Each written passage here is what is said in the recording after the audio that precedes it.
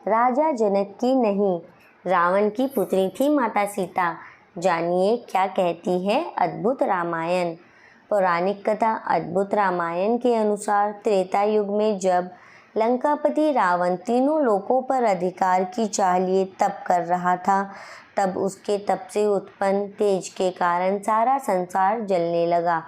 इससे चिंतित होकर तमाम देवगण ब्रह्मा जी के पास पहुँचे और उनसे संसार को बचाने के लिए प्रार्थना की। तब ब्रह्मा जी रावण के पास पहुँचे और उससे वर मांगने के लिए कहा। रावण ने कहा कि मुझे अमर होने का वरदान चाहिए। ब्रह्मा जी ने अमरता का वरदान देने में असमर्थता जताई।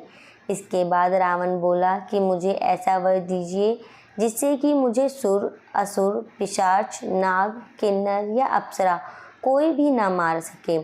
रावण ने कहा, जब मैं अज्ञानता से अपनी ही कन्या पर आसक्त हूँ तब मेरी मृत्यु हो। रावण को यह वरदान देकर ब्रह्मा जी ब्रह्मलोक चले गए। रावण ने अपने वरदान में मनुष्य द्वारा न मारे जाने का वर नहीं मांगा, क्योंकि वो मनुष्यों को कुछ भी नहीं समझता था। ब्रह्मा जी से वरदान पाकर रावण खुद को सर्वशक्तिमान मानने लगा। एक दिन वो दंडकारण्य गया। वहाँ ऋषि मुनि रहते थे।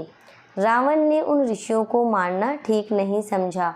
उसने कहा कि हे ऋषिगण, मैं आपको जीतने की ख्वाहिश रखता हूँ।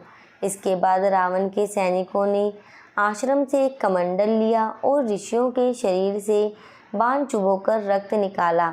इस रक्त को उस कमंडल में रखकर रावण को सौंप दिया गया। वो कमंडल गतस्मद ऋषि का था, जो कि 100 पुत्रों के पिता थे। उन्हें एक पुत्री की लालसा थी। उन्होंने माता लक्ष्मी से प्रार्थना की थी कि वे उनके घर पुत्री के रूप में जन्म ले। पुत्री की प्राप्ति की कामना के साथ गतस्मद ऋषि ने दूध को अभिमंत्रित कर कमंडल में रख दिया। इसी कलश में रावण ने ऋषियों का रक्त भर लिया था।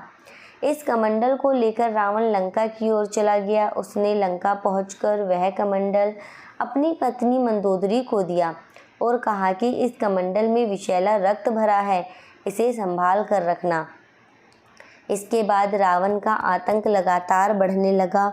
उसने दानवों, यक्षों, गंधर्वों की कन्याओं का अपहरण कर लिया और मंदराचल, हिमवान और मेरु वनों में रहने लगा। मंदोदरी को ये सब अच्छा नहीं लगा और एक दिन उसने ऐसे जीवन को त्यागने के बारे में सोचा और कमंडल में रखा विषैला रक्त पी लिया। उस कमंडल में अभिमंत्रित दूध के प्रभाव से मंदोदरी का गर्भ ठहर गया। ऐसे में उसे लगा कि रावण यहाँ कई सालों से नहीं है। यदि उसकी संतान हुई तो महल की स्त्रियाँ उसके चरित्र के बारे में भला बुरा कहेंगी। इस डर से मंदोदरी तीर्थ यात्रा की बात कहकर विमान से कुरुक्षेत्र आ गई। वहाँ उन्होंने एक कन्या को जन्म दिया और इसे एक कलश में रखकर जमीन में दफना दिया। यही कन्या कुछ समय बाद राजा जनक को खुदाई के दौरान मिली।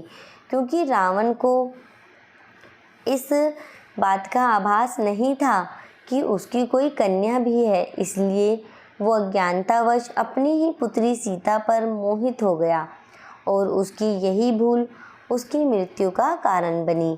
और सीता के पति श्री राम ने मनुष्य रूप में जन्म लेकर उसका वध किया।